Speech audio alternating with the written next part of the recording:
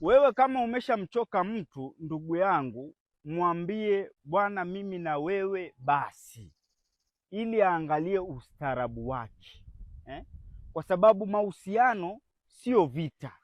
Ukishaona fulani hauendani naye, mueleze. Sio unampotezea muda kwa kumdanganya danganya tu. Hapana, mwambie tu ukweli.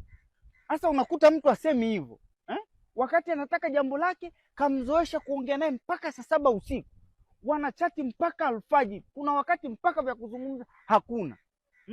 Leo hii unatumiwa message karibia 30 hujibu, unapigiwa simu missed call 40 hupokei simu. Alafu asubuhi unaulizwa, baadaye umwambie mtu ukweli, bwana mimi kiukweli hisia na wewe tena sina, nilichokuwa nakitaka ni mzagamuo tu basi.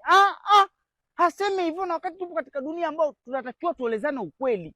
Unamkuta mtu sura nyeupe, macho makavu, unamsikia tu nilipitiwa na usingizi.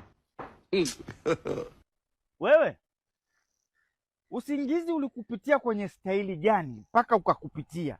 Kwa hiyo wewe siku hizi umeanza kupitiwa na wewe, alafu unaokupitia ni usingizi.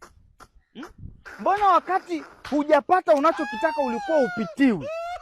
Huo usingizi umekuja kukupitia baada ya kupata unachokitaka na kugundua kwamba huyu mtu siendani naye, hutaki kumwambia ukweli, unaamua kupitiwa na usingizi.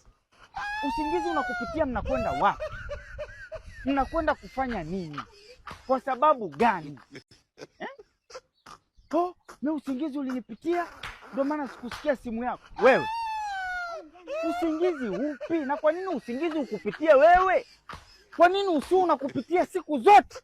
Mkajenga au mahusiano ya kupitiana wewe na usingizi, mpaka ukupitie wewe ushapata kitu chako. Usingizi umekupitia hiyo, umekupitia hiyo which? Usimwambie tu mtu ukweli, bwana biashara mimi na wewe imeisha, ili awape nafasi watu wengine. Watu wako wengi, huenda anakuheshimu. Wewe nimepitiwa na usingizi. Wewe umezoea kupitiwa